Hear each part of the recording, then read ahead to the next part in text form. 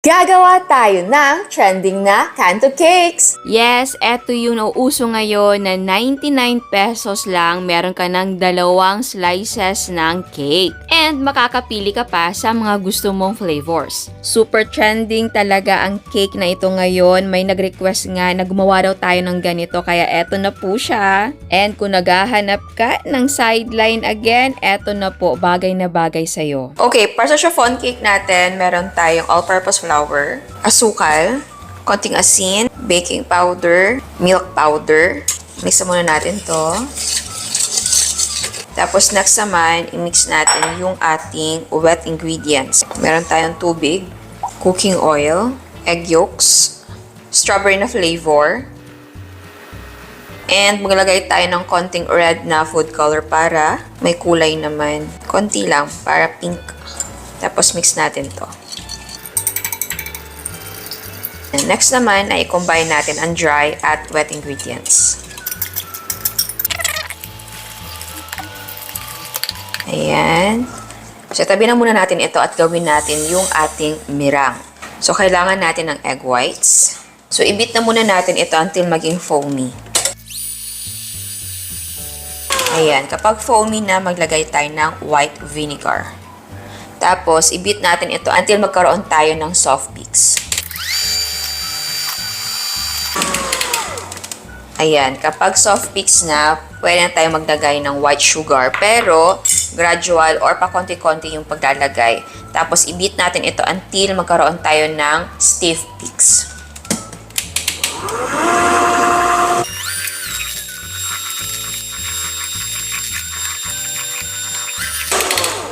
And ayan, may stiff peak na tayo. So, i-follow natin yung ating batter dito sa ating mirang. So, mag-mix muna tayo ng konting mirang dito sa ating batter para malusan naman siya. Dahil medyo thick yung ating batter para hindi tayo mahirapan sa pag-fold. Okay, so ngayon, mag-fold na tayo. I-divide natin yung ating mirang In 3 additions. para madali lang yung pag-fold. So, i-fold natin yan gently, ha. Mag-form ka ng letter J sa pag-fold para hindi mo siya i-mix. Scrape mo yung gilid, tapos yung bottom.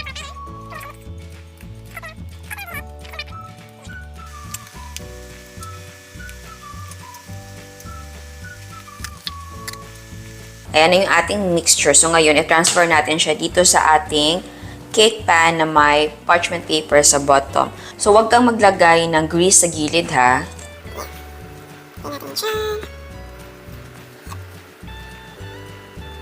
Ayan. So, itap lang natin siya para ma-release yung air bubbles. Okay, ang gamit natin ay improvised oven or yung ating kaldero. So, ito yung setup natin, ha? Walang water yan. Maghanap ka lang talaga ng metal na mapapatungan. Isa lang natin to. Okay. Takpan natin. Hindi ako nag-preheat, pero pwede ka mag-preheat. So, ang gagawin natin, lulutuin natin ito for 20 to 25 minutes. Over medium-low heat. Ayan. After 25 minutes, i-check natin. So, gamit tayo ng wooden stick. Ayan. Hindi na siya basa. So, luto na yan. Hanguin natin ito at palamigin. Ayan, so napalamigyan natin siya sa pan mga 10 minutes. Ngayon, baliktarin natin siya para mapalamig pa natin siya completely. Scrape mo na yung gilid para ma-release. Ayan. I-peel natin yung parchment paper. Tapos itabi na muna natin ito at palamigin natin completely.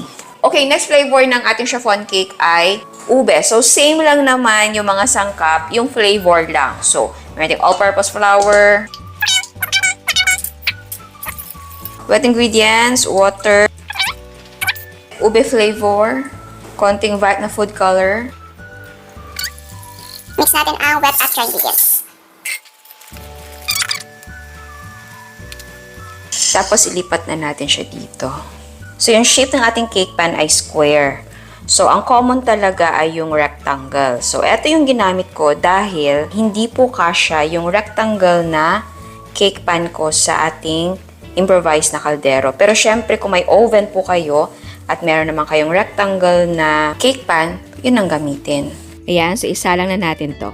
Next flavor ng chiffon cake ay mocha. Again, same ingredients, paglagay lang tayo ng cocoa powder na unsweetened para sa kulay at mocha flavor. Kung walang mocha flavor, pwedeng kape lang.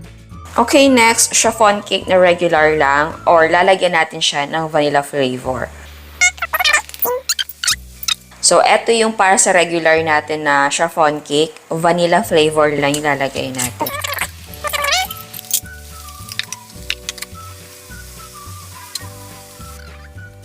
Okay, para sa frosting natin, gagamit tayo nito. Ayan. Pero pwedeng gumamit ng kahit anong frosting. Maganda kasi na paste ang gagamitin mo na whipping cream dahil kapag nasa room temperature ang mga dessert or cake sa kailangan ng frosting, hindi po ito nalulusaw. Tapos ay i-whip natin ito for 2 minutes sa medium speed. And ugaliin na mag-scrape sa gilid para lahat ng paste ay ma-mix talaga. And ayan. So ngayon naman ay maglalagay tayo ng cold water. Pwedeng milk, pero sa atin ngayon, cold water lang. And pakonti-konti na muna. Tapos yung speed natin ay nasa low lang.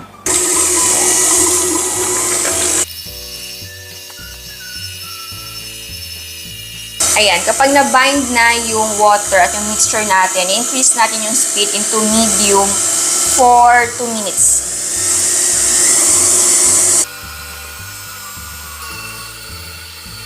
After 2 minutes, ilagay natin sa high speed yung mixer for 1 minute. And eto na po siya. Ayan, yung ating whipped cream. Okay, so ngayon i-cut natin yung ating cake para malagyan natin ng palaman.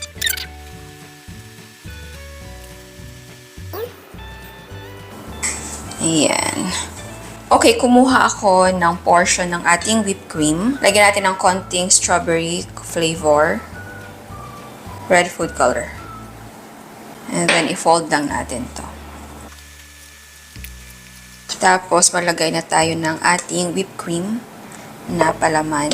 Okay, pansin nyo, hindi ko na binalik yung cake natin sa cake pan dahil isa lang po yung cake pan ko. So yes po, kada luto ay tinatanggal ko tapos salang na naman ulit. And then next, maglagay tayo ng strawberry na palaman. Pwedeng jam, pero dito ang gagamitin natin ay yung strawberry syrup. So spread lang natin yan. And then, ipatong na natin yung ating cake na kalahati. Okay, next, maglagay tayo ng frosting sa ibabaw. So, ang cons lang dito sa ginawa ko na tinanggal ko yung cake natin dun sa ating cake pan. Sa pag-frosting, dahan-dahan katatansyahin mo para hindi ka sumobra. So, bago natin to i-cut, ilagay na muna natin sa chiller para hindi siya messy kapag nag-cut na tayo. Okay, eto naman yung chiffon natin na vanilla flavor lang inilagay natin. So, lalagyan natin siya ng whipping cream natin. Ayan. So, plain lang lalagay natin, walang flavor. Ito yung gagawin nating caramel. Para sa caramel natin, na palaman, caramel syrup yung gagamitin natin. Tapos, spread natin yan. Tapos, lagay na natin yung ating kalahati ng cake. And then, maglagay tayo ng ating frosting. Maglagay tayo ng topping. Tapos, lagay na muna natin sa chiller bago tayo mag-slice. Ito naman yung mocha natin. Ayan. Okay, para sa frosting natin, nagkuha na ako ng konting whipped cream. Tapos, lagyan natin ng mocha flavor. Tapos, maglagay tayo ng chocolate syrup. Tapos, patong natin yan. Tapos ay lagyan ng chocolate syrup at ilagay sa chiller. Ito naman yung ube.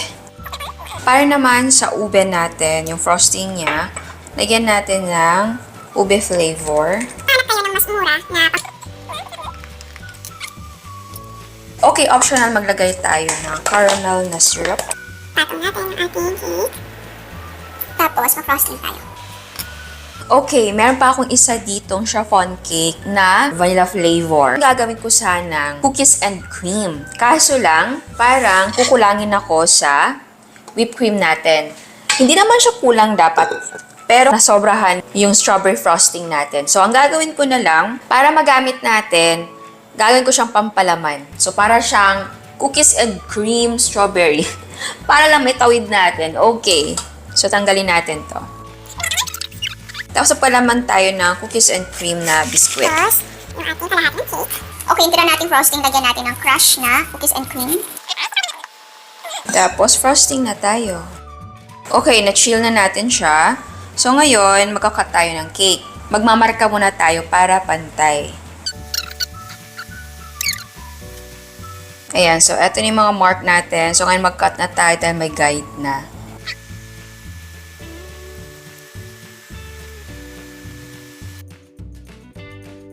E baka maglagay tayo ng decoration. So, meron pa kasi akong tira na pink na frosting. Naglagay ako ng konting white na frosting. Tapos, mag-drizzle tayo ng chocolate syrup. Tapos, ilagay na muna natin sa chiller bago natin siya ilipat sa container. Pero, kung meron kayong shop na may paglalagyan kayo, yung malaking stante, pwede na hindi mo na siya ilipat sa container. Pero kasi nga, kapag kanto, 'di ba? Parang wala kang proper na paglalagyan. So, dun nila inalalagay sa mga container. Okay, so chill na muna natin. Okay, yung caramel natin, na-slice ko na. Maglagay tayo ng design. Chocolate flakes. Okay, next yung ube natin. Lagyan natin ng whipped cream na decoration. Tapos maglagay tayo ng caramel syrup. Eto optional, pwedeng maglagay ng ube paste or halaya. Para naman sa mocha cake ay whipped cream, cocoa powder at chocolate flakes. Para sa cookies and cream naman, maglagay tayo ng whipped cream, biscuit at chocolate syrup. Okay, sa pag-serve natin, eto yung lalagyan natin. Square na clear pack. So, advisable na yung thong na gagamitin mo ay flat yung kanyang head para hindi masira yung ating cake. 2 for 99. Okay, so anong gusto nyo? Oreo, strawberry, yung ating mocha, and ube. Okay, sige, ube. Ayan. Ayun siya. Oh. Ayan, so tikman natin. So, meron tayo ditong, kumuha ako ng konting piraso kada cake natin. Ang babango nila. So, unahin natin. Caramel. Ayan. Ito yung caramel.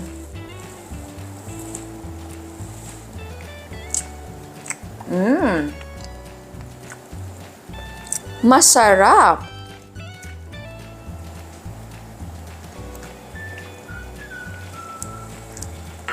Yung ACC na caramel syrup na nilagay natin, first time ko matikman. And yes, masarap siya. And yung frosting, yes po, masarap din. Nagko-complement lahat. Simple pero malinamnam. Kahit mura lang yung ginamit natin dito, okay na siya. Masarap siya. Walang etchos, masarap siya. And yung ating chiffon cake, at malinamnam din yung chiffon cake natin. Dahil naglagay tayo ng milk powder. Okay, next. Mocha. Mocha. Ito.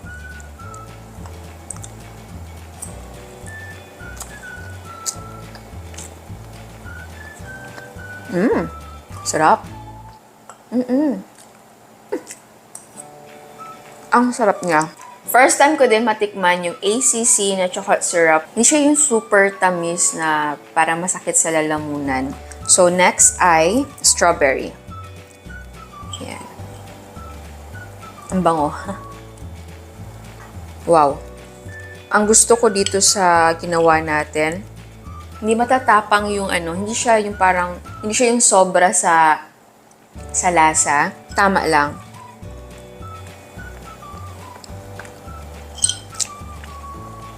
Ang sarap, malinamnam lahat. Next ay yung ating cookies and cream.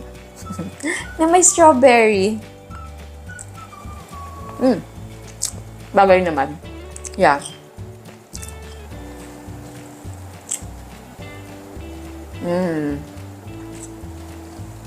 Ang sarap ng chiffon natin. Yung frosting mismo, may lasa na siya.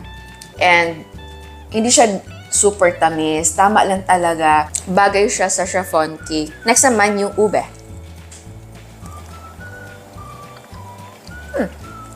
Ube. May caramel to, oo. Hoy ha, lahat masarap. Walang tapon. Overall talaga. Sa ginawa natin chiffon cake, gustong-gusto ko yung lasa niya. Kahit mga mura lang yung ginamit natin ng mga syrup and yung frosting, pack na pack. So, kahit 99 pesos dalawang slice, ang benta nito, hindi magsisisi ang customer dahil masarap talaga siya. Sa nakaisip ng concept na ganito, paki-comment kung sino para mabigyan natin ng credit dahil maganda yung idea niya. Kasi 'di ba, sa sobrang mahal ng mga bilihin ngayon, minsan gusto lang nating tumikim ng cake or gusto nating kumain ng masarap pero hindi na kailangan bumili ng full size na cake. Pwede na, tingi-tingi lang. And 99 pesos dalawa, napakasulit na nun. And yung concept na kanto cake, di ba? Pangmasang-pangmasa, pero yung lasa niya, kahit hindi mo sa kanto ibenta to, swak na swak. And of course, sa flavor, pwede mo pang dagdagan. Pwede blueberry, matcha, pistachio and chocolate, or chocolate. Ito kasi ang ginawa natin dito, mocha. Pero parang may nakita din ako na ganitong concept sa ibang bansa. Siguro magkapareho lang, pero yeah, maganda yung idea. And nga pala, hindi ko na na-transfer yung mga cake natin sa mga plastic na container. Diba? Nililipat nila sa plastic na container para matakpan. Hindi ko na i-transfer dahil wala ako noon. Yung iba din, hindi nila inililipat. Sa mismong cake pan lang nila binibit-bit. Yung iba nililipat para matakpan. Yung iba naman hindi. Pero yun nga, kung sa labas ka magtitinda, maalikabok, may mga, alam mo na, lumilipad. So, dapat may takip. And yung iba, kaya nasa labas dahil ang gamit ko po na cake pan ay isa lang. Yes po. Talagang mano-mano. Kasi improvised oven naman din, kaldero. Isa lang talaga din ang kasya doon. And sa paglalagyan mo, ito yung common na ginagamit din. Pero I think, maliit yung nabili ko dahil hindi sila magkasya. Ayan o. So, hanap kayo ng malaki-laki nito.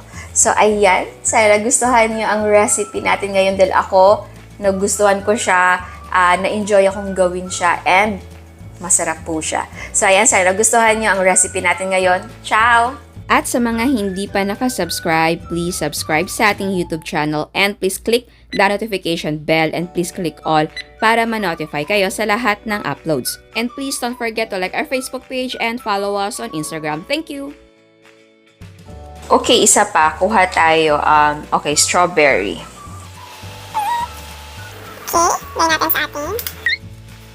Matuwa pala tong gawin. Kaya mag-business kayo nito. Matutuwa kayo. Oo. Kasi syempre, pipili ka. Display mo, ang dami, colorful yung mga cakes. Tapos pipili kung ano yung cake na gusto. Parang gusto ko din magnegosyo nito